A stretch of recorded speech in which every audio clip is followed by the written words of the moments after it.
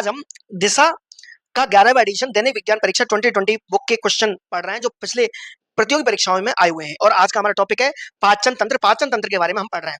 पहला इसमें प्रश्न है, मनुष्य की आहार नाल में होते हैं। मनुष्य की आहार नाल में कौन कौन से भाग इनमें से पाए जाते हैं? तो हम समझते हैं। इस क्वेश्चन के बाद हम आहार नाल को, डाइजेस्टिव सिस्टम को, पाचन तंत्र को समझेंगे। आहार नाल में कौन कौन से भाग होते हैं? पहला है अंग का नाम ग्रसनी, दूसरा है आमाशय, तीसरा है यकृत, चौथा है आंत और पांचवा है मलाशय। ग्रसनी, ग्रसनी यानी कि फेरिंग्स। फेरिंग्स आपके आहार नाल का भाग होता है, बिल्कुल सही है। आमाशय जो होता है, आमाशय यानी कि स्टमक, ये भी आहार नाल का भाग होता है। यकृत जो होता है ये आहार नाल का भाग नहीं होता है, ये पाचन तंत्र के अंग तो होता है, लेकिन पाचन तंत्र में आहार नाल जो है अलग हिस्से को बोलते हैं, ये आहार नाल का भाग नहीं होता है, ये एक पाचन तंत्र का एक्सेसरी ऑर्गन यानी कि सहायक अंग होता है। आंत्र जो है आहार नाल का भाग होता है और मलाशय भी आहार नाल का भाग होता है। याद रखें इस बात को। ये परसु परिचर एग्जाम हुई थी, उसमें 2024 में इसमें पूछा गया था। तो यकृत जो है वो आहार नाल का भाग नहीं होता है। तो आहार नाल का भाग कौन कौन से होते हैं? A B D E. तो आप देखें A B D E, answer number 2 में ए बी डी ई जो है बताए गए हैं। तो ए बी डी ई जो है आहार नाल के भाग होते हैं। समझते हैं आहार नाल किसको बोलते हैं। पहले ये आपको ये जो डायग्राम दिखाया गया, ये आपको पाचन तंत्र दिखाया गया है। पाचन तंत्र में मुख बताया गया है, ग्रसनी, ग्रासनली, आमाशय, अग्नाशय, जैजुनम, इलियम, ग्रहणी, गॉल ब्लैडर यानी कि पित्ताशय, यकृत, बड़ी आंत्र, मलाशय, गुदा, ये अंग बताए गए हैं। ये जितने भी अंग यहाँ पर बताए गए, अंगों के नाम यहाँ पर बताए गए हैं, ये जितने भी अंग होते हैं ना, ये अंग पाचन तंत्र के अंग होते हैं। अब हम ये समझते हैं कि खाना कहां से कहां जाता है, फिर हमें आहार नाल समझ में आएगा और पाचन तंत्र के अंग कौन कौन से सहायक अंग होते हैं और कौन कौन से मुख्य अंग होते हैं समझ में आएगा।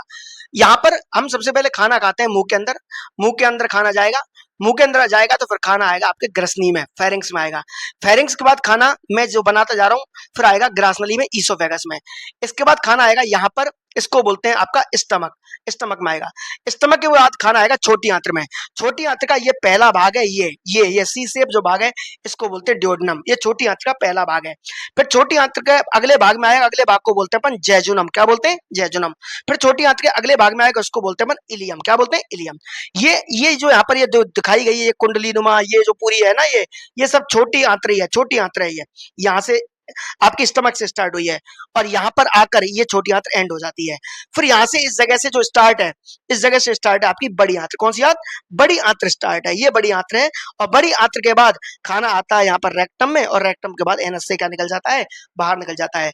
खाना यहाँ से एंट्री करता है और नीचे की तरफ से यहाँ से निकल जाता है, डाइजेस्ट हो गए, पच गए, और जो नहीं पचा है वो बाहर निकल जाता है। ठीक है। अब आपने देखा खाना मुंह में गया, ग्रसनी में गया, ग्रासनली में गया, स्टमक में गया, फिर उसके बाद स्टमक के बाद आता है छोटी आंत्र में यानी कि डोडेनम, जैजुनम, इलियम में, फिर बड़ी आंत्र में, फिर रेक्टम में और एनस में। आपने इन अंगों के अलग, मैंने अभी कुछ अंगों के नाम नहीं बोले। यहाँ पर लीवर भी बताया गया, लेकिन लीवर का नाम, लीवर में खाना नहीं गया। यहाँ पर लीवर के नीचे हरे हरे कलर की स्ट्रक्चर दिखाई दे रही है, इसको बोलते हैं पित्ताशय यानी कि गॉल ब्लैडर, इसमें भी खाना नहीं गया। यहाँ पर पेट के स्टमक के पीछे एक येलो येलो कलर की, ये मैं डॉट बना रहा हूँ यहाँ पे, येलो कलर का अंग दिखाया गया है, इसको बोलते हैं पेनक्रियाज, अग्नाशय, खाना इसमें भी नहीं गया। याद रखें ऐसे अंग जिनसे खाना सीधे संपर्क में नहीं रहता, सीधे संपर्क में डायरेक्ट टच में नहीं आता खाना, लेकिन वो खाने को पचाने में मदद करते हैं, ऐसे अंगों को हम बोलकर चलते हैं सहायक अंग। क्या बोलते हैं? सहायक अंग। सहायक अंग कौन से हैं? लार ग्रंथि, मुंह में लार ग्रंथि होती है, उनसे खाना टच नहीं होता है। यकृत सहायक अंग होता है, यकृत सहायक अंग होता है। नेक्स्ट है पित्ताशय, पित्ताशय सहायक अंग होता है यानी कि गॉल ब्लैडर। अग्नाशय, पेनक्रियाज भी क्या होता है? सहायक अंग होता है। पाचन तंत्र के अंगों को दो भागों में बांटा गया है। एक तो मेन ऑर्गन, ये अंग यहाँ पर जो बताए गए हैं ये मेन ऑर्गन है यानी कि मुख्य अंग है, और ये बताए गए सहायक अंग है, ये सहायक अंग है। सहायक अंग में लार ग्रंथि, यकृत, पित्ताशय, अग्नाशय आते हैं, और आपके मेन ऑर्गन में, मुख्य अंग में मुख, ग्रसनी, ग्रासनली, आमाशय, ग्रहणी, जैजुनम और इलियम, ये तीनों, ये और ये छोटी आंत्र के भाग हैं, बड़ी आंत्र और मलाशय और गुदा। इस तरह से ये आपके यहाँ पर ये जो दिखाए गए हैं ये मुख्य अंग हैं, और ये जो बताए गए ये कौन से हैं? सहायक अंग है। एग्जामिनर इनमें से प्रश्न आगे के जो है क्वेश्चनों में आपको पूछेगा, और आप प्रतियोगी परीक्षाओं में ऐसे प्रश्न पूछता है। इस पाचन तंत्र में और क्या पूछता है?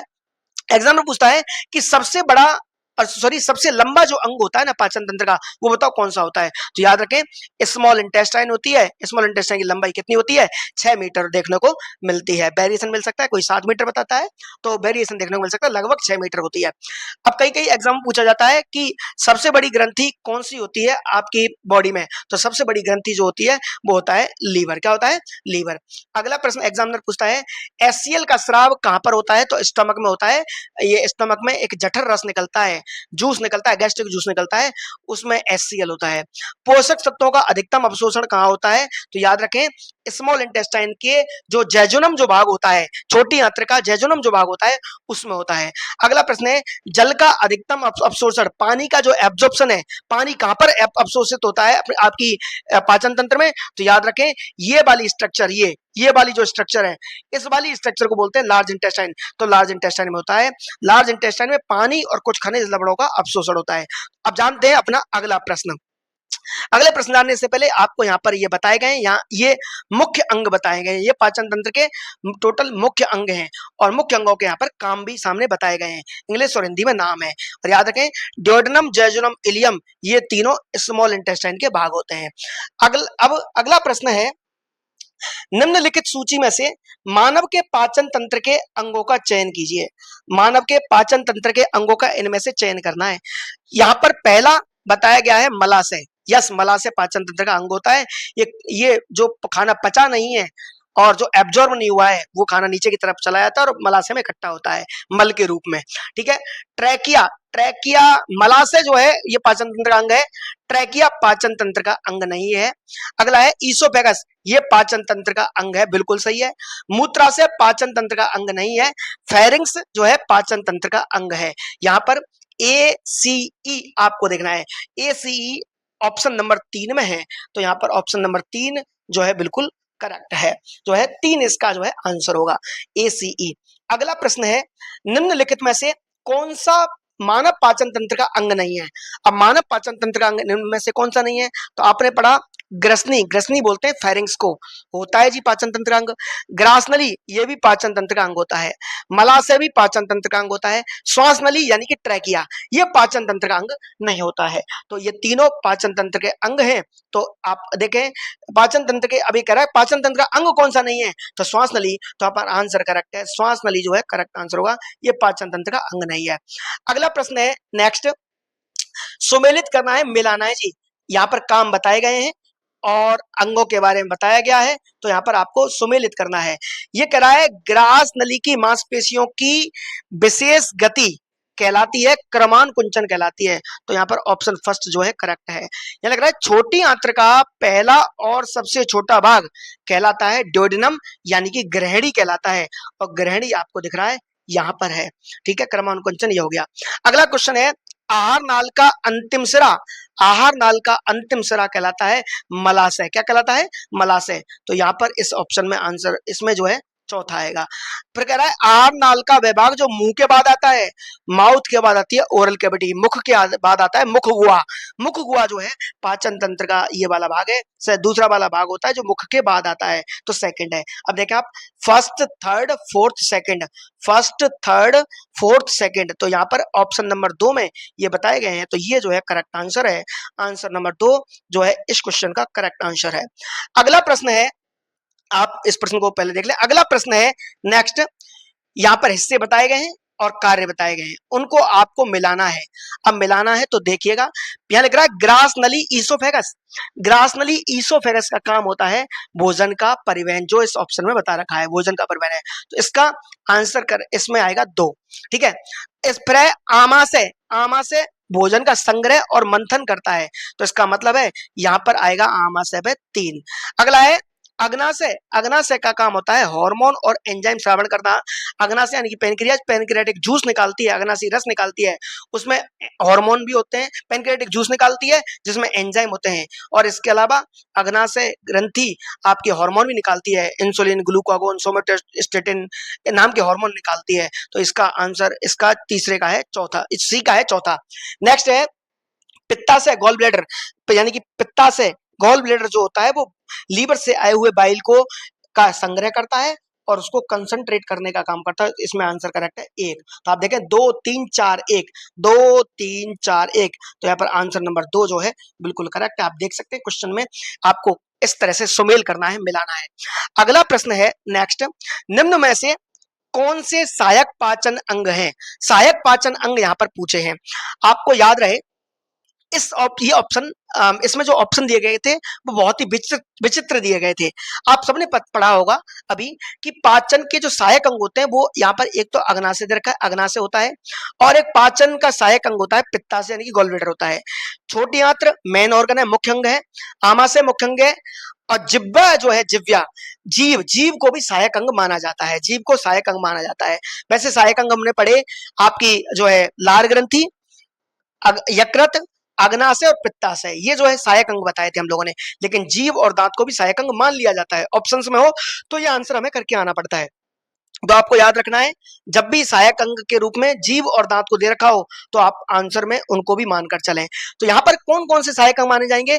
1 3 और 5। 1 3 5 कहां पर है? ये वाला, यानी कि 1 3 5 का मतलब अग्नाशय, पित्ताशय और जिह्वा, इनको सहायक अंग माना जाता है। तो आंसर नंबर 4 जो है यहाँ पर करेक्ट है।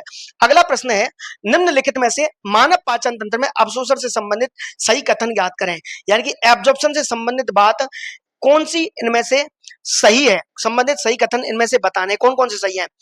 बड़ी आंत्र में कुछ खनिज और औषधियां और जल अवशोषित होते हैं, बिल्कुल सही बात है, होते हैं। मुख की श्लेष्मा झिल्ली और जीभ के निचले भाग द्वारा कुछ औषधियां और एल्कोहल का अवशोषण होता है, बिल्कुल सही बात है। जल, साधारण शर्करा और एल्कोहल का अवशोषण आमाशय में होता है, बिल्कुल सही बात है। ग्लूकोज, लैक्टोज नहीं, ग्लाइकोजन नहीं का अवशोषण छोटी आंत द्वारा होता है, ये बिल्कुल गलत है।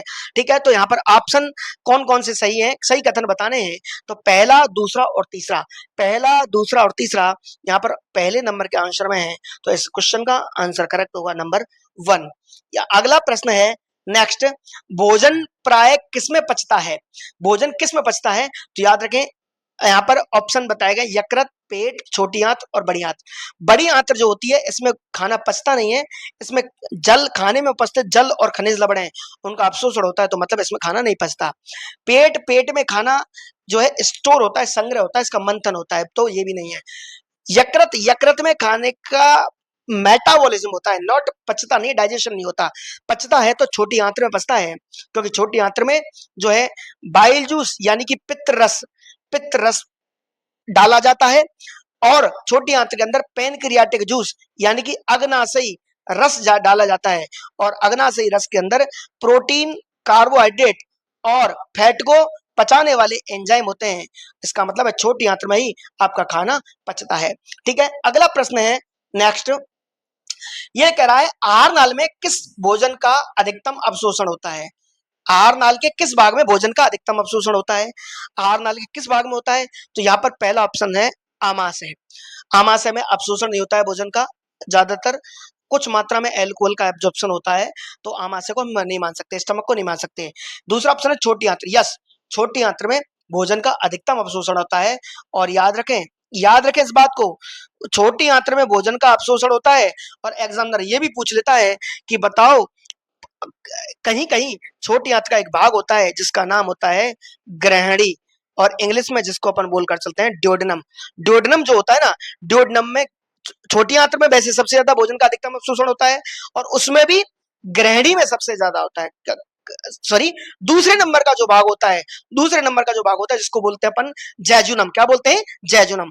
छोटी आंत का जो जैजुनम जो भाग होता है उसमें सबसे ज्यादा भोजन का क्या होता है? अवशोषण या होता है। तो इस क्वेश्चन का आंसर है वैसे छोटी आंत।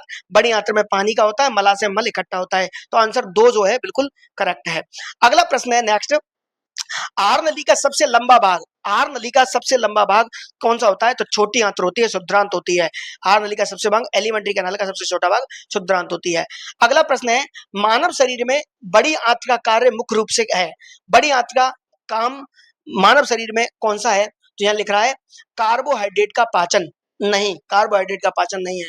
पचे हुए भोजन से सभी पोषक तत्वों को अवशोषित कर नहीं, ये छोटी आंत्र का है और ये भी छोटी आंत्र का है। पानी और लवणों को अवशोषित करना और बिना वजह भोजन को बाहर निकालना, यस यही करेक्ट है। प्रोटीन को पचाना नहीं, प्रोटीन का पाचन आपके स्मॉल इंटेस्टाइन में होता है और पेनक्रियाटिक जूस पचाता है, यानी कि अग्नाशयी रस पचाता है। तो आंसर जो है यहाँ पर करेक्ट है कौन सा, तीसरा वाला। अगला प्रश्न है नेक्स्ट, मानव शरीर के पाचन तंत्र का कार्य क्या है?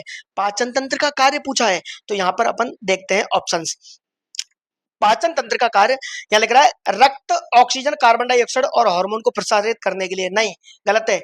ये काम तो होता है आपके परिसंचरण तंत्र का, भोजन को तोड़ना और अवशोषित करना और शरीर में से अपशिष्ट को निकालना, यस ये पाचन तंत्र का कार्य है। शरीर से यूरिया का अपशिष्ट उत्पादों को खत्म करने के लिए, नहीं है, ये भी नहीं है। तो ऑप्शन जो है कौन सा करेक्ट है, दो, दूसरे नंबर का पाचन तंत्र का कार्य है। अगला प्रश्न है नेक्स्ट, किसके श्रावण में एंजाइम होते हैं? इनमें से एंजाइम किसमें होते हैं? तो चौथा ऑप्शन है लिम्फ नोड, बिल्कुल गलत है। सीबीएसएस ग्लैंड, बिल्कुल गलत है। पसीने ग्रंथि, बिल्कुल गलत है। तो कौन सा है, लार ग्रंथि। लार ग्रंथि जो है आंसर करेक्ट है। लार ग्रंथि में जो है आपके एंजाइम होते हैं, और एंजाइम कौन से होते हैं लार ग्रंथि के अंदर? लार ग्रंथि के अंदर एंजाइम होते हैं दो, कौन कौन से? एक तो होता है लाइसोजाइम, लाइसोजाइम नाम का एंजाइम होता है। लाइसोजाइम नाम का एंजाइम भोजन के साथ आए सूक्ष्म जीवाणु को मारता है। और एक एंजाइम होता है एमाइलेज, एमाइलेज नाम का एंजाइम होता है, ये कार्बोहाइड्रेट को बचाता है। कार्बोहाइड्रेट यानी कि स्टार्च, स्टार्च को माल्टोज में कन्वर्ट करने का काम करता है। और इसी एमाइलेज का दूसरा नाम होता है टाइलिन, और स्पेलिंग पी से स्टार्ट होती है, टाइलिन बोलकर चलते हैं, टाइलिन नाम का एंजाइम होता है। हम बढ़ते हैं आगे की तरफ। नेक्स्ट नेक्स्ट यहाँ पर आपको देखो बताया गया है टाइलिन या एमाइलेज नाम का एंजाइम होता है, लाइसोजिन नाम का एंजाइम होता है, ठीक है। अगला प्रश्न है नेक्स्ट, निम्नलिखित में से कौन सा एंजाइम लार में उपस्थित होता है? लार में निम्नलिखित में से कौन सा एंजाइम उपस्थित होता है? तो लार के अंदर आपको बताया है पेप्सिन नहीं होता, पेप्सिन नहीं होता है। पेप्सिन आपके स्टमक से निकलता है, ट्रिप्सिन आपकी पेनक्रियाज से निकलता है। लैक्टेज, लैक्टेज नाम का एंजाइम इंटेस्टाइनल जूस यानी कि आंत्र जो रस है उसमें होता है। और टाइलिन नाम का जो एंजाइम होता है, टाइलिन नाम का एंजाइम को हम सलाइवरी एमाइलेज यानी कि लार एमाइलेज भी बोलकर चलते हैं। ये कार्बोहाइड्रेट को पचाकर कन्वर्ट करता है, किसमें? माल्टोज में कन्वर्ट करने का काम करता है, ये कार्बोहाइड्रेट को पचाता है, ठीक है, याद रखें। तो कौन सा एंजाइम होता है? टाइलिन नाम का एंजाइम होता है लार के अंदर। आंसर करेक्ट है कौन सा? 4 जो है करेक्ट है। अगला प्रश्न है नेक्स्ट, मनुष्य की जीभ की किस क्षेत्र का तक कड़वाहट की संवेदना सीमित रहती है? तो आप याद रखें पीछे वाले भाग, पीछे वाले भाग में कड़वाहट हमें फील होता है। तो यहाँ पर बताया गया है कौन कौन से हिस्से में क्या क्या फील होता है। मनुष्य की जीभ के पिछले हिस्से में हमें कड़वाहट फील होती है, जबकि जीभ के अग्रभाग में मीठा, पार्श्व किनारों पर खट्टा, अग्र छोर और किनारों पर नमकीन स्वाद की संवेदनाएं हमें प्राप्त होती हैं। अगला प्रश्न है नेक्स्ट, कौन सा एंजाइम होता है जो एमल्सिफाइड वसा को तोड़ता है? यानी कि ऐसा कौन सा एंजाइम है जो फैट को तोड़ने का काम करता है? तो यहां पर हम चौथे ऑप्शन से देखेंगे। यहाँ चौथा ऑप्शन है एमाइलेज, नहीं, एमाइलेज तो कार्बोहाइड्रेट को पचाने वाला एंजाइम होता है। ट्रिप्सिन भी प्रोटीन को पचाने वाला एंजाइम होता है, पेप्सिन भी प्रोटीन को पचाने वाला एंजाइम होता है। लेकिन जो लाइपेज जो होता है, लाइपेज, लाइपेज फैट को पचाने वाला जो है एंजाइम होता है, फैट को एमल्सिफाई करवाने का जो है काम करता है। तो यहाँ पर आंसर करेक्ट है पहला, पहला आंसर जो है करेक्ट है। अग्नाशय रस के अंदर लाइपेज होता है, पेप्सिन तो आपके स्टमक में होता है, कहां होता है? स्टमक में। तो लाइपेज में आंसर करेक्ट है। अगला प्रश्न है नेक्स्ट, निम्न में से कौन से परिवर्तन में एंजाइम ट्रिप्सिन उत्प्रेरक का कार्य करता है? कौन से परिवर्तन में एंजाइम ट्रिप्सिन उत्प्रेरक का जो है कार्य करता है? तो यहाँ पर आपको आंसर बताना है। प्रोटीन को अमाइनो अम्ल में, यहाँ पर प्रोटीन को अमाइनो अम्ल में कन्वर्ट करवाना है, तो एक तरह से जो है उत्प्रेरक का काम करता है, कौन? आपका ट्रिप्सिन। तो यहाँ पर आंसर करेक्ट है कौन सा? तीसरा आंसर जो है करेक्ट है। लिख रहा है फिर नेक्स्ट क्वेश्चन, निम्नलिखित में से कौन सा अंग पाचक रस नहीं बनाता? पाचक रस कौन सा अंग नहीं बनाता है? तो हम यहाँ थोड़ा सा समझेंगे भी, पहले ऑप्शन देख लेते हैं। देखो मूत्राशय, मूत्राशय का तो मतलब ही नहीं, मूत्राशय तो आपका उत्सर्जन तंत्र का अंग है, यानी गॉल यानी कि यूरिनरी ब्लैडर जिसमें पेशाब इकट्ठा होता है। तो ये तो बिल्कुल गलत ही है ना। ये कह रहा है मतलब क्या कह रहा है, निम्नलिखित में से कौन सा अंग पाचक रस नहीं बनाता? तो ये वाला पाचक रस नहीं बनाता, ये तो आपका उत्सर्जन तंत्र का अंग है, पहली बात। फिर ये लिख रहा है आमा से बनाता है, आमा से जो पाचक रस बनाता है उस पाचक रस को हम बोलकर चलते हैं जठर रस। क्या बोलते हैं? जठर रस, गैस्ट्रिक जूस बोलते हैं। अग्ना से जो बनाता है उसको बोलते हैं अग्नाशयी रस। कौन सा रस? अग्नाशयी रस। यकृत जो बनाता है उसको बोलते हैं अपन पित्त रस। क्या बोलते हैं? पित्त रस। पित्त रस जो है बोलकर चलते हैं, यानी कि बाइल जूस बोलकर चलते हैं। अग्ना से बाइल जूस बना, सॉरी, यकृत जो है वो पित्त रस बनाता है, अग्ना से अग्नाशयी रस बनाता है, और अमा से जठर रस बनाता है, मूत्रा से कोई रस नहीं बनाता है। ठीक है, तो ये पाचक रस यहाँ पर है। इसके अलावा और पाचक रस कहाँ से बनते हैं? आपकी इंटेस्टाइन से बनता है। इंटेस्टाइन की दीवारों में कुछ ग्लैंड पाई जाती है, उनसे जो रस बनता है उसको बोलते हैं आंत्र रस। क्या बोलते हैं? आंत्र रस। इसके अलावा आपकी लार लार आपकी लार ग्रंथि जो होती है वहां से एक रस बनता है, उसको बोलकर चलते हैं अपन लार रस। क्या बोलते हैं? लार रस। इस तरह से कितने रस हो गए? 1, 2, 3 और 4 और 5। आपके पाचन तंत्र में 5 रस होते हैं, आंत्र रस, पित्त रस, जठर रस, अग्नाशय रस और लार रस होते हैं। तो यहाँ पर वैसे इस क्वेश्चन का आंसर करेक्ट क्या है? इस क्वेश्चन का आंसर करेक्ट है एक मूत्रा से कोई पाचक रस नहीं बनाता है। अगला प्रश्न है, स्टार्च को जल अपघटन से ग्लूकोज बनाने वाला एंजाइम है। मैंने आपको कई बार बताया है कि स्टार्च जो होती है कार्बोहाइड्रेट है, इसको जल अपघटन से ग्लूकोज बनाने वाला जो एंजाइम है इनमें से कौन सा है, आपको यहाँ पर बताना है। स्टार्च को जल अपघटन से ग्लूकोज बनाने वाला एंजाइम कौन सा है? तो याद रखें, मैंने बताया है वो एंजाइम है कौन सा? एमाइलेज। कौन सा है? एमाइलेज। यहाँ पर आंसर जो है करेक्ट होगा। अगला प्रश्न है नेक्स्ट, पाचक रसों में निम्न में से कौन सा अम्ल पाया जाता है? पाचक रस में कौन सा अम्ल पाया जाता है? देखो, टैनिक अम्ल नहीं, अमाइनो अम्ल नहीं, लैक्टिक अम्ल नहीं, हाइड्रोक्लोरिक अम्ल बिल्कुल सही है। ये कह रहा है पाचक रसों में आपका जठर रस जो होता है, जठर रस को इंग्लिश में बोलते हैं गैस्ट्रिक जूस। ये आपके स्टमक, आपका जो पेट जो होता है, आमा से जो होता है वहां से निकलता है, गैस्ट्रिक ग्लैंड से निकलता है, यानी कि आमाशयी ग्रंथियों से निकलता है जठर रस। और जठर रस में हाइड्रोक्लोरिक अम्ल HCl हाइड्रोक्लोरिक एसिड पाया जाता है। तो आंसर जो करेक्ट है वो है कौन सा? 4 जो है यहाँ पर आंसर करेक्ट है। अगला प्रश्न है नेक्स्ट, निम्नलिखित में से कौन सा एंजाइम मानव पेट में मौजूद नहीं है? मानव पेट में इनमें से कौन सा एंजाइम मौजूद नहीं है? स्टमक की दीवारों में जो गैस्ट्रिक ग्लैंड होती है वहां से निकलने वाला जो रस है, ऐसा कुछ अपन मानव, कौन सा एंजाइम मानव पेट से मौजूद नहीं है? तो यहाँ लिख रहा है पेप्सिन। यस, पेप्सिन जो है एक एंजाइम होता है जो मानव पेट से ही निकलता है, मानव पेट में मौजूद होता है, बिल्कुल सही है। ठीक है, अगला है हाइड्रोक्लोरिक एसिड। ये तो अम्ल है, ये भी होता ही है, चलो मान लेते हैं। ठीक है, म्यूकस तो निकलता है आपका जठर रस में, mucus, mucin, hydrochloric acid, pepsin ये होते हैं, लेकिन ट्रिप्सिन नहीं होता। ट्रिप्सिन तो आपकी पैनक्रियाज जो होती है, अग्नाशयी ग्रंथि जो होती है, अग्नाशय जो होता है उससे निकलने वाले अग्नाशयी रस के अंदर ट्रिप्सिन होता है। तो यहाँ पर इसने पूछा निम्नलिखित में से कौन सा एंजाइम मानव पेट में मौजूद नहीं होता? तो मानव पेट में मौजूद नहीं होता कौन सा? ट्रिप्सिन मौजूद नहीं होता। तो आंसर यहाँ पर करेक्ट है कौन सा? तीसरा वाला जो है आंसर बिल्कुल करेक्ट है। अगला प्रश्न है, लार निम्नलिखित में से किसके पाचन में सहयोग करती है? लार निम्नलिखित में से किसके पाचन में सहयोग करती है? तो याद रखें, क्या पहला इसमें चौथा ऑप्शन है वसा? नहीं, रेसे नहीं, प्रोटीन नहीं, तो स्टार्च के पाचन में मदद करती है। आप सबको पता है स्टार्च को पचाने के लिए लार में एक एंजाइम होता है और उस एंजाइम का नाम होता है एमाइलेज, जिसको अपन एक दूसरे नाम से भी जानते हैं, और दूसरा नाम क्या है? टाइलिन। क्या है? टाइलिन है। ये स्टार्च को कन्वर्ट करता है किसमें? माल्टोज में कन्वर्ट कर देता है। अगला प्रश्न है, यहाँ पर तो इस क्वेश्चन का आंसर करेक्ट क्या था? एक जो है करेक्ट था। अगला प्रश्न है नेक्स्ट, निम्नलिखित में से कौन सा अंग मानव शरीर में पित्त का श्रावण करवाता है? इनमें से पित्त का श्रावण को जो है इनमें से कौन सा अंग करवाता है? आमाशय नहीं, आमाशय से तो जठर रस निकलता है।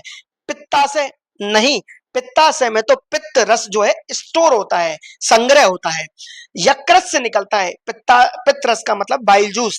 बाइल जूस आपके यकृत यानी कि लीवर से निकलता है आपका पित्त रस, बाइल जूस। ठीक है, छोटी आंत्र से तो आंत्र रस निकलता है। तो आंसर जो है यहाँ पर करेक्ट कौन सा है?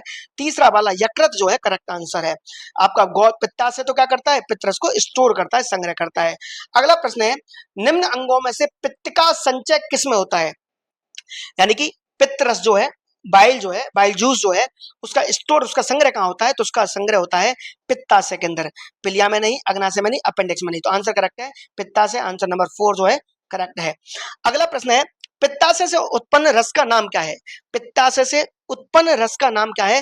पित्ताशय से उत्पन्न, वैसे तो ये हिसाब से गलत माना जाएगा, ऐसे बोल सकते हैं, क्वेश्चन ऐसे होना चाहिए था, पित्ताशय से निकलने वाले रस का नाम क्या है? उत्पन्न नहीं, उत्पन्न तो यकृत में होता है, तो निकलने वाले रस का नाम है कौन सा? पित्त का रस, पित्त रस जिसको बोलकर चलते हैं। तो आंसर यहाँ पर करेक्ट है कौन सा? तीसरा है। ठीक है, हो सकता है एग्जामिनर से भाषा गलत हो जाती है। अगला प्रश्न है, मनुष्य शरीर का प्रमुख उपापचयी अंग, उपापचय करने वाला अंग कौन सा है? वृक्क नहीं, वृक्क यानी किडनी नहीं, किडनी तो फिल्टर करती है ब्लड को। फुफ्फुस नहीं, ये तो ऑक्सीजन वाला जुगाड़ करता है अपने लिए।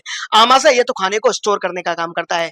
यकृत, यस, यकृत जो है, लीवर जो है, लीवर एक मेटाबॉलिज्म करवाता है हमारी बॉडी में, उपापचय करवाने का काम करता है। अगला प्रश्न है नेक्स्ट, मानव शरीर में ग्लूकोज इस रूप में संग्रहित होता है, ग्लूकोज किस रूप में हमारी बॉडी में जो है संग्रह होता है? तो ये आंसर आपको जो है बताना है। पहला ऑप्शन है स्टार्च के रूप में, दूसरा ऑप्शन है ग्लाइकोजन के रूप में, तीसरा ऑप्शन है फ्रक्टोज के रूप में, चौथा ऑप्शन है माल्टोज के रूप में। बताएं ग्लूकोज किस रूप में जो है स्टोर होता है, संग्रह होता है? तो यहां पर आप याद रखें, ग्लूकोज स्टोर होता है ग्लाइकोजन के रूप में। कहां? ग्लाइकोजन है। कहां पर स्टोर होता है? ये स्टोर होता है हमारी मांसपेशी में, मसल्स के अंदर जाकर स्टोर हो जाता है, या फिर बोलेंगे हम लीवर में स्टोर होता है। कहां होता है? लीवर में स्टोर होता है, लीवर में और मसल्स में स्टोर होता है, याद रखेंगे इस बात को। तो ग्लाइकोजन के रूप में होता है। अगला प्रश्न है नेक्स्ट, ठीक है, और ये भी याद रखें, फिर हमें जरूरत पड़ती है जब भी, तो ग्लाइकोजन कन्वर्ट हो जाता है किसमें? ग्लूकोज में कन्वर्ट हो जाता है, और ग्लूकोज हमारे पास एक्स्ट्रा है, तो ग्लूकोज को क्या बनाया जाता है? ग्लाइकोजन बना दिया जाता है। ग्लाइकोजन और ग्लूकोज की जरूरत हो तो ग्लाइकोजन से ग्लूकोज बना लेते हैं। ग्लाइकोजन से ग्लूकोज बनने की प्रक्रिया को ग्लाइकोजनोलाइसिस बोलते हैं, और ग्लूकोज से ग्लाइकोजन बनने की प्रक्रिया को, ग्लूकोज से ग्लाइकोजन बनने की प्रक्रिया को ग्लाइकोजेनेसिस बोलते हैं, याद रखना है आपको। अगला प्रश्न है नेक्स्ट, मानव शरीर की सबसे बड़ी ग्रंथि कौन सी है? मानव शरीर की सबसे बड़ी ग्रंथि जो है वो है यकृत, यानी कि आपका लीवर जो है वो सबसे बड़ी ग्रंथि होती है, यकृत सबसे बड़ी ग्रंथि होती है। तो ऑप्शन 1 जो है यहाँ पर करेक्ट है। अगला प्रश्न है नेक्स्ट, निम्नलिखित में कौन सा एंजाइम अग्नाशय द्वारा एंजाइम जो है स्रावित होता है? तो अग्नाशय के द्वारा जो एंजाइम स्रावित होता है वो कौन सा होता है? यहाँ देखते हैं हम लोग। पहला एंजाइम नहीं होता है, स्रावित नहीं होता है, बोल रहा नहीं होता है, तो एमाइलेज, एमाइलेज तो होता है जी, ट्रिप्सिन तो होता है जी, ये कह रहा है रेनिन, और अगला है लाइपेज, लाइपेज भी होता है, ट्रिप्सिन भी होता है, एमाइलेज भी होता है, लेकिन रेनिन नहीं होता है, इस बात को आप लोग याद रखें। आंसर नंबर 3 जो है यहाँ पर करेक्ट है। ये दूध की प्रोटीन को पचाने वाला ये एंजाइम होता है, ठीक है, और ये जो है वयस्क लोगों में नहीं होता है और ना के बराबर होता है, तो रेनिन हम मानकर चलेंगे यहाँ पर आंसर। तो रेनिन जो है यहाँ पर करेक्ट आंसर है, आंसर नंबर 3। अगला प्रश्न है नेक्स्ट, दूध प्रोटीन के पाचन के लिए दिए गए एंजाइम में से कौन सा जिम्मेदार है? तो रेनिन दूध की प्रोटीन को पचाने का काम करता है, आंसर नंबर 1 करेक्ट है। निम्नलिखित में से कौन सा अम्ल आमाशय रस में रहता है? आमाशय रस में, जठर रस में, आमाशय रस में होता है हाइड्रोक्लोरिक अम्ल जो है होता है। अगला प्रश्न है अगला है आमाशय का प्रोटीन लई एंजाइम, आमाशय का प्रोटीन लई एंजाइम कौन सा है? तो यहाँ पर प्रोटीन लई एंजाइम का मतलब है जो है प्रोटीन का जो है पाचन करवाने में मदद करता है। तो प्रोटीन को पाचन करवाने में मदद पेप्सिन नाम का एंजाइम करता है। प्रोटीन का ये पित्त तो कोई एंजाइम ही नहीं होता, लैक्टेज चलो एंजाइम होता है, लेकिन तो ये तो स्मॉल इंटेस्टाइन, छोटी आंत्र की जो दीवारें हैं उनमें इंटेस्टाइनल ग्लैंड यानी कि आंत्र ग्रंथियां होती हैं, वहां से निकलता है लैक्टेज एंजाइम। एमाइलेज तो आपके लार और पेनक्रियाज के अंदर होता है। तो आमाशय का प्रोटीन लई एंजाइम होता है पेप्सिन, आंसर करेक्ट है 1। अगला प्रश्न है नेक्स्ट, मानव शरीर में डिहाइड्रेशन किस पदार्थ की कमी की वजह से होता है? पानी की कमी की वजह से आपकी बॉडी में निर्जलीकरण हो जाता है। डिहाइड्रेशन को हिंदी में निर्जलीकरण बोलकर चलते हैं, आप ऑप्शन 4 करेक्ट है। अगला प्रश्न है नेक्स्ट, लैक्टोज बना होता है, लैक्टोज किन किन चीजों से मिलकर बना हुआ होता है? तो लैक्टोज का यहाँ पर आपको बताना है ग्लूकोज और गैलेक्टोज। ग्लूकोज जब अपन लैक्टोज को तोड़ेंगे लैक्टेज एंजाइम की प्रेजेंस में, लैक्टेज एंजाइम की प्रेजेंस में लैक्टोज टूटता है तो ग्लूकोज और गैलेक्टोज निकलता है। तो ऑप्शन करेक्ट है यहाँ पर कौन सा? तीसरा वाला करेक्ट है। अगला प्रश्न है नेक्स्ट, पाचन क्रिया में प्रोटीन निम्नलिखित में से किस पदार्थ में बदल जाते हैं? पाचन प्रक्रिया में प्रोटीन पचने के बाद किस पदार्थ में बदल जाते हैं? तो यहां लिख रहा है बसा अम्ल, फैटी एसिड में नहीं, गलत है। ग्लूकोज में नहीं, गलत है। अमाइनो एसिड में यस, अमाइनो एसिड में बदल जाता है। माल्टोज में नहीं, स्टार्च माल्टोज में कन्वर्ट होती है, कार्बोहाइड्रेट है ये, नहीं है। तो आंसर करेक्ट है यहाँ पर कौन सा, अमाइनो अम्ल में प्रोटीन जो है बदल जाती है और अमाइनो एसिड आसानी से एब्जॉर्ब हो जाते हैं हमारे इंटेस्टाइन से। अगला प्रश्न है नेक्स्ट, सूक्ष्म जीव और उनके अनुप्रयोग से उत्पन्न एंजाइमों को सही सुमेलित करिएगा। ये कुछ यहाँ पर माइक्रो ऑर्गेनिज्म दिखाए गए हैं और उनसे उत्पन्न एंजाइम यहाँ पर बताए गए हैं और उनसे रिलेटेड काम बताए गए हैं। तो यहाँ पर आपको सुमेल करना है, यहाँ पर बताना है। तो यहाँ पर अपन सुमेल करेंगे,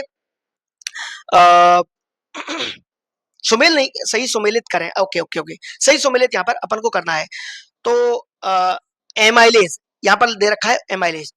एमाइलेज जो है वो ग्लूकोज सिरप की तैयारी, बियर स्पष्ट करने, ये यहाँ पर ये सुमेलित दिए गए हैं। इनमें से शायद सही कथन अपन को बताना है, सही कथन बताना है। सही कथन कौन सा है? तो सही कथन यहाँ पर जो है वो ऑप्शन आपको मिलेगा, मेरे हिसाब से मुझे लगता है 1 और 2, 1 और 2, 1 और 2। एमाइलेज ग्लूकोज सिरप की तैयारी, प्रोटीएज बियर स्पष्ट करने वाली, पैक्टिनेज पाचक, लाइपेज फलों का रस साफ करने वाला, इनका कोई लेना देना नहीं है। तो यहाँ पर 2 करेक्ट हैं, 1 और 2 जो है करेक्ट आंसर है, आंसर नंबर 2 जो है करेक्ट है। अगला प्रश्न है नेक्स्ट, मानव शरीर में मिथाइल व एथाइल एल्कोहल का विषहरण होता है। विषहरण होता है मतलब जो एल्कोहल होती है उसका इंटॉक्सिकेशन जो है किसके द्वारा होता है, कौन सी अभिक्रिया होती है, कौन सी क्रिया होती है उसके द्वारा जो होता है, तो याद रखें ऑक्सीडेशन के द्वारा होता है। तो आंसर करेक्ट है ऑक्सीकरण, नंबर 1 जो है करेक्ट है। वयस्क मनुष्य के ऊपरी जबड़े में उपस्थित चवर्णक दांतों की संख्या कितनी होती है? एक वयस्क जो पुरुष है उसके ऊपर वाले जबड़े में चवर्णक जो दांत होते हैं उनकी संख्या यहाँ पर आपसे एग्जामिनर ने पूछी है, तो आपने आंसर बताकर चलना है। चवर्णक दांतों की संख्या होती है कितनी? 6 होती है। कितनी होती है? 6। अगला प्रश्न है नेक्स्ट, मनुष्य में कितने प्रकार के दांत होते हैं? मनुष्य में 4 प्रकार के दांत होते हैं, हम अभी पढ़ेंगे कौन कौन से, इंसीजर, कैनाइन, प्रीमोलर और मोलर। और इनको हिंदी में बोलते हैं कृतनक, रद्रक, अग्र चवर्णक या फिर पश्च चवर्णक दांत अपन जो है बोलकर चलते हैं। 4 तरह के दांत होते हैं मानव में और किसके आधार पर ये होते हैं? उनकी संरचना और उसके स्थान के आधार पर। अगला है, निम्नलिखित में से कौन सा मनुष्य में दांतों का एक प्रकार नहीं है? दांतों का प्रकार इनमें से कौन सा नहीं है? अग्र चवर्णक दांतों का प्रकार है, कृंतक अगला दांतों का प्रकार है, रदनक जो है दांतों का प्रकार है, पाइलोरस नहीं है। पाइलोरस तो आपका जो आमाशय है, आमाशय है यानी आपका पेट जो है आमाशय है, आमाशय आपकी छोटी आंत्र से जुड़ता है। तो आमाशय का जो अंतिम जो भाग होता है उसको अपन पाइलोरस बोलते हैं। क्या बोलते हैं? पाइलोरस। तो ये गलत है, तो ये वाला दांतों का प्रकार नहीं है। आंसर 1 यहाँ पर जो है करेक्ट देखने को मिलेगा। अगला प्रश्न है, कौन से दांत में, अभी हम आगे दांतों के बारे में समझने वाले हैं, कौन से दांत भोजन को चीरने फाड़ने के काम आते हैं? चीरने और फाड़ने के काम आते हैं। तो यहाँ पर पहला ऑप्शन है कृतनक, अगला ऑप्शन है रदनक, तीसरा ऑप्शन है चवर्णक और चौथा ऑप्शन है जो है पश्च चवर्णक। तो बताओ इनमें से कौन से जो दांत होते हैं जो भोजन को चीरने और फाड़ने के जो है काम में आते हैं? तो आपको याद रखें, भोजन को चीरने और फाड़ने के काम जो आते हैं वो कौन से आते हैं? रदनक आते हैं। अब यहाँ आई गए हैं चारों टाइप प्रकार, तो अपन इनके काम पढ़ लेते हैं। कृतनक के फोर काटना या कट, ये भोजन को काटने के काम में आते हैं, काटने के ये शार्प होते हैं, ठीक है, मतलब पैने होते हैं। रदनक ये नुकीले होते हैं, ये भोजन को चीरने और फाड़ने के काम आते हैं। चवर्णक और पश्च चवर्णक ये भोजन को चबाने के पीसने के जो है काम में आते हैं। अगला प्रश्न है नेक्स्ट, मनुष्य में दंत सूत्र को क्रमशः कृंतनक, रदनक, चवर्णक और चवर्णक द्वारा निम्न रूप में दर्शाया गया है। दांतों का सूत्र होता है वयस्क के लिए और बच्चों के लिए एक सूत्र होता है, वो अपन आगे समझेंगे, लेकिन अभी यहाँ आंसर जानते हैं। जो वयस्क के लिए जो दंत सूत्र बताया जाता है वो बताया जाता है 21-23/21-23, ये दंत सूत्र बताया जाता है वयस्क के लिए। और जो बच्चे जो होते हैं उनके लिए दंत सूत्र होता है 2102/2102, ये बच्चों के लिए, बच्चों का दंत सूत्र होता है। यहाँ पर दंत सूत्र यहाँ पर ये दिखाया गया है वयस्क का, तो यहाँ पर आंसर करेक्ट है 4। जो दंत सूत्र जो होता है मनुष्य का वो 21-23/21-23 होता है। अगला प्रश्न है, निम्नलिखित में से कौन मानव शरीर में एक अवशेषी अंग है? अवशेषी अंग इनमें से कौन सा है? ऑप्शन है पित्ताशय, गलत, थायराइड, गलत, प्लिया यानी कि स्प्लीन, गलत, अक्कल दाढ़ को अवशेषीय अंग के रूप में माना जाता है। तो ऑप्शन 1 जो है करेक्ट है। अगला प्रश्न है नेक्स्ट, मानव शरीर का कठोरतम पदार्थ कौन सा है? कैरोटिन? हाँ, बिल्कुल नहीं। हड्डी? नहीं। अमाइनो अम्ल? नहीं। हड्डी को मान सकते हैं, कैरोटिन भी, लेकिन सबसे कठोर है कौन सा? दांत का इनेमल। इनेमल होता है ENAMEL, इनेमल नाम का पदार्थ सबसे कठोरतम होता है, जिससे दांत का जो व्हाइट वाला हिस्सा जो होता है उसके ऊपर कवरिंग पाई जाती है इनेमल की, तो वो सबसे कठोर होती है। तो आंसर करेक्ट यहाँ पर जो है कौन सा है? तीसरा आंसर जो है करेक्ट है। अगला पार्ट अगला प्रश्न पढ़ने से पहले, एनेमल क्या होता है? मोटा आवरण होता है पूरे शरीर में। एनेमल सबसे कठोर पदार्थ होता है। यह कैल्शियम फॉस्फेट तथा कैल्शियम कार्बोनेट का बना हुआ होता है। दांत का एनेमल किससे बना हुआ होता है? तो यहाँ पर लिखा हुआ है, ऑप्शन में दे रखा है कि कैल्शियम फॉस्फेट तथा कैल्शियम कार्बोनेट का होता है। तो कैल्शियम फॉस्फेट से भी बना होता है, कैल्शियम क्लोराइड से नहीं होता, कैल्शियम कार्बोनेट से होता है। यस करेक्ट है, दोनों दो ऑप्शन करेक्ट है। कैल्शियम सल्फेट से जो है नहीं होता है। फॉस्फेट और कार्बोनेट जो है, दो ऑप्शन यहाँ पर बताए गए हैं। तो आपको यहाँ पर आंसर कौन सा करना था, ये इंपॉर्टेंट बात थी कि इनमें से जो इनेबल है वो किसका बना हुआ है। तो आप कौन सा आंसर करके आते? तो यहाँ पर आंसर जो करेक्ट है वो है कैल्शियम फॉस्फेट, क्योंकि जो कैल्शियम फॉस्फेट की मात्रा है वो ज्यादा होती है, कैल्शियम कार्बोनेट की मात्रा थोड़ा सा क्या होती है? कम होती है। तो इसका मतलब है ये तीनों ऑप्शन, ये ऑप्शन नहीं है, और ये वाला आंसर क्या है? करेक्ट है, कैल्शियम फॉस्फेट जो है करेक्ट है। अगला प्रश्न है नेक्स्ट, हमारे मुंह में दांतों की सड़न तब शुरू होती है जब मुंह का पीएच कम हो जाता है। कितने से कम हो जाता है? मुंह की पीएच कम हो जाती है तो दांत सड़ना जो है स्टार्ट कर देते हैं। तो वो पीएच कितने से कम हो जाती है? आंसर है 5.5। 5.5 से कम हो जाती है तो मुंह में सड़न स्टार्ट हो जाती है। अगला प्रश्न है नेक्स्ट, देखो पीएच 5.5 दे रखा है। अगला प्रश्न है, शरीर की सर्वाधिक प्रबल अस्थि होती है, दमदार मजबूत जो अस्थि होती है ना, वो कौन सी होती है? गर्दन में? हाँ, गलत। गर्दन में आ, गर्दन में नहीं, गर्दन में नहीं होती है, गलत बात है। भुजा में नहीं, जांग में होती है, होती है, लेकिन लेकिन सबसे मजबूत कौन सी होती है? जबड़े वाली होती है। कौन सी होती है? जबड़े वाली होती है। तो जबड़े वाला, यहाँ पर जबड़े वाली भी दे रखी है और जांग वाली दे रखी है। अगर जबड़े वाली ना दे रखी है तो आंसर जांग वाली है, और जबड़े वाली अगर ऑप्शन में दे रखा है तो जबड़े वाला जो आंसर है वो बिल्कुल जो है करेक्ट है। तो आंसर नंबर 2 जो है बिल्कुल करेक्ट है। अब जबड़े वाली हड्डी को अपन बोलकर चलते हैं मैंडिबल बोन। ये अपने आप में एक हड्डी होती है जो निचला जबड़ा बनाती है। अगला प्रश्न है, ये हमने प्रश्न जाने पाचन तंत्र के। यहाँ पर आपको दांतों के प्रकार बताए गए हैं, दांतों के प्रकार बताए गए हैं। दांतों के 4 प्रकार होते हैं। कौन कौन से? यहाँ पर दांतों के ये प्रकार बताए गए हैं, कौन कौन से होते हैं? इंसीजर, कैनाइन, प्रीमोलर और मोलर। इंसीजर को अपन ये इंसीजर दांत है, ये रहे इंसीजर दांत। इंसीजर दांत को अपन कृतनक दांत बोलकर चलते हैं। इनकी संख्या टोटल ऊपर और निचले जबड़े में मिलाकर 8 होती है। नीचे वाले जबड़े में 4 होते हैं और ऊपर वाले जबड़े में क्या होते हैं? 4 होते हैं। सामने की तरफ आपको चौड़े चौड़े जो दांत दिखाई देते हैं, 4, ऊपर भी 4 और नीचे भी 4। ये जो है, ये जो 4 जो दांत दिखाए गए ना, ये चारों दांत कहलाते हैं आपके इंसीजर दांत। कौन से दांत? इंसीजर। इनकी संख्या नीचे भी 4 है, ऊपर भी 4 है, ठीक है। इधर भी 4 है और ऊपर भी 4 है, 4 4 यानी कि 8 हो गए टोटल। इनका काम है, इंसीजर ये पैने होते हैं, मतलब शार्प होते हैं। ये डायग्राम में यहाँ पर ये बताया गया है, ये शार्प होते हैं, ये भोजन को काटने का काम करते हैं। देखो ये शार्प है, भोजन को काटने का काम करते हैं। अगला है नेक्स्ट रदनक। रदनक को कैनाइन बोलते हैं इंग्लिश में। ये टोटल संख्या में 4 होते हैं, 2 ऊपर वाले जबड़े में और 2 नीचे वाले जबड़े में। ये वाला जो दांत है, ये वाला, और साइड में ये वाला। मैं अगर इसको शॉर्ट में यहाँ लिखूं, कैनाइन को मैं लिख देता हूँ सी, रदनक को मैं सी लिख रहा हूँ, सी, ठीक है। कैनाइन एक इधर है, एक इधर है, ऐसी ये दूसरे जबड़े में यहाँ भी ये भी कैनाइन, ये कैनाइन है और ये भी क्या है? कैनाइन है। तो कैनाइन टोटल हो गए 4। इनका काम है भोजन को फाड़ना, ये नुकीले होते हैं। अगला है प्रीमोलर। इनको बोलते हैं अपन जो है अग्र चवर्णक दांत। क्या कौन से दांत बोलते हैं? अग्र चवर्णक दांत। तो अग्र चवर्णक दांत की संख्या जो है टोटल होती है 8, नीचे वाले जबड़े में भी 4 और ऊपर वाले जबड़े में 4। यहाँ पर ये 1 2 3 जो है, सॉरी, यहाँ पर ये जो दांत आएंगे यहाँ पर, तो टोटल संख्या होती है कितनी? 8 8 होती है, 8 होती है। 8 में जो है 2 इधर हैं, 2 इधर हैं, 2 इधर हैं और 2 इधर हैं। ये वाले 2 और ये वाले जो 2 दांत हैं, यानी कि टोटल 8 होते हैं। तो ये अपन लिखेंगे प्रीमोलर। प्रीमोलर यहाँ पर प्रीमोलर, ये वाले प्रीमोलर और ये वाला भी प्रीमोलर, ये प्रीमोलर है ये वाला। तो टोटल ये हो गए नीचे वाले में 4 तो ऊपर वाले में भी जो है 4, तो टोटल हो गए 8। अगला है नेक्स्ट मोलार, इनको बोलते हैं चवर्णक दांत।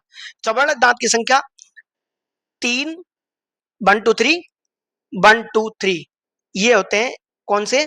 मोलार, इनको बोलते हैं मोलार दांत। मोलार दांत, मोलार दांत टोटल 6 हो गए। ऐसी इस वाले जबड़े में भी 6, एक जबड़े में 6, दूसरे में 6, टोटल हो गए 12। तो मोलार की संख्या होती है 12। इनका काम होता है भोजन को अच्छी तरह चबाना और पीसना। इनका काम होता है भोजन को पीसना और कूटना। चलो अगला प्रश्न है, ये प्रश्न हमने जाना।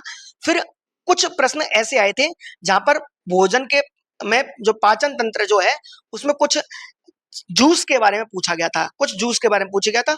हम जूस के बारे में जानते हैं। मैंने आपको बताया था आपके पाचन तंत्र में 5 जूस होते हैं, 5 रस होते हैं। मैंने बताया था लार, जठर रस, पित्तरस, अग्नाशय रस और आंतरस। आपको 5 जूस बताए थे, 1 2 3 4 5। अब यहाँ पर ये जो लार है, लार कहां से निकलता है? ये लार निकलता है आपकी लार ग्रंथि से। जठर रस आपका निकलता है स्टमक से, और आपका पित्त रस है ये निकलता है आपके लीवर से, और लीवर से निकलता है और छोटी आंत में डाला जाता है। और ये अग्नाशय रस है, ये निकलता है आपकी पेनक्रियास से, अग्नाशय से, और आपके छोटी आंत में डाला जाता है। ऐसे ही ये आंत रस है, छोटी आंत से निकलता है, छोटी आंत में ही डाला जाता है। यहाँ पर इन सबकी पीएच दे रखी है रस की। पीएच भी परीक्षाओं में पूछ ली जाती है, तो आपको पीएच जो है याद रखनी है। इनके एंजाइम पूछे जाते हैं। लार में कौन कौन से एंजाइम होते हैं तो आपको पता है। लार में सलाइवरी एमाइलेज होता है और लिंगुअल लाइपेज कुछ मात्रा में होता है, ठीक है। मेनली जो है एमाइलेज एंजाइम होता है जो कार्बोहाइड्रेट यानी कि स्टार्च को माल्टोज में कन्वर्ट करने का काम करता है, ठीक है। नेक्स्ट है पेप्सिन, गैस्ट्रिक लाइपेज और रेनिन। जो पेप्सिन है वो प्रोटीन को पेप्टोज पॉलीपेप्टाइड में कन्वर्ट करता है। गैस्ट्रिक लाइपेज जो है वो थोड़ा बहुत फैट पर काम करता है, और रेनिन जो है आपकी जो कैसिनोजन नाम की प्रोटीन होती है उस पर काम करता है, ठीक है। और पित्त रस में किसी भी प्रकार का एंजाइम नहीं पाया जाता। याद रखें कि पाचक रसों में ऐसा कौन सा रस होता है जिनमें कोई एंजाइम नहीं होता, तो याद रखें पित्त रस में कोई एंजाइम नहीं होता है। अगला है अग्नाशय रस। अग्नाशय रस में ये वाले एंजाइम होते हैं, एग्जाम में पूछ लिए जाते हैं। एमाइलेज नाम का एंजाइम है, कार्बोहाइड्रेट को बचाता है। ट्रिप्सिन नाम का एंजाइम है, ये प्रोटीन को बचाता है। काइमोट्रिप्सिन प्रोटीन को बचाता है। कार्बोक्सीपेप्टाइड प्रोटीन के पाचन में, लाइपेज फैट के पाचन में, न्यूक्लियस आपको न्यूक्लिक एसिड के पाचन में, डीएनए आरएनए को पाचन में डाइजेशन में मदद करवाता है कौन? न्यूक्लियस नाम का एंजाइम। अगला है यहाँ पर आंतररस बताया गया है। आंतररस में ये एंजाइम होते हैं माल्टेज, माल्टोज को कन्वर्ट करता है ग्लूकोज में। सुक्रेज, सुक्रोज को कन्वर्ट करता है ग्लूकोज प्लस फ्रक्टोज में। लैक्टेज, लैक्टोज को कन्वर्ट करता है ग्लूकोज प्लस लैक्टोज में। पेप्टाइडेज नाम का पेप्टाइड को अमाइनो एसिड में कन्वर्ट करता है।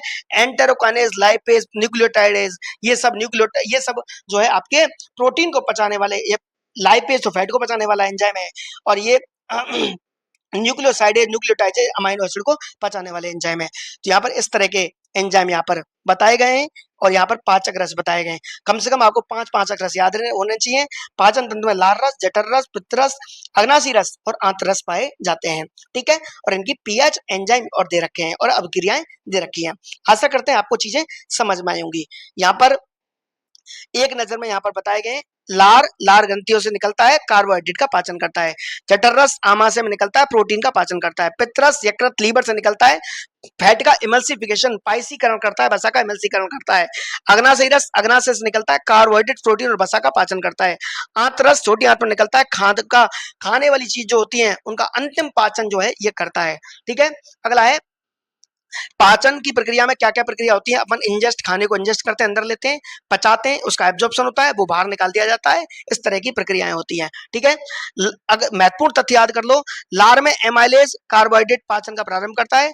आमाशय में हाइड्रोक्लोरिक प्रोटीन होती है, जो हाइड्रोक्लोरिक एसिड होता है जो पाचन में सहायक करता है। पित्त रस वसा का इमल्सिफिकेशन करता है। अग्नाशय रस सबसे शक्तिशाली पाचक रस होता है जो प्रोटीन, कार्बोहाइड्रेट और फैट को बचाता है। आंत रस जो होता है वो भोजन का अंतिम पाचन करके अवशोषण योग्य बनाता है। ये हुआ आपका पाचन तंत्र के क्वेश्चन जो पहले के प्रतियोगी परीक्षाओं में आपसे पूछे गए। आशा करते हैं आपको चीजें समझ में आएंगी, आपके क्वेश्चन भी समझ में आएंगे। ये डाइजेस्टिव सिस्टम है, पाचन तंत्र है, चाहे तो आप इसका स्क्रीनशॉट ले सकते हैं। आज के लिए इतना ही, मिलते हैं नेक्स्ट वीडियो में। अभी के लिए थैंक यू, धन्यवाद।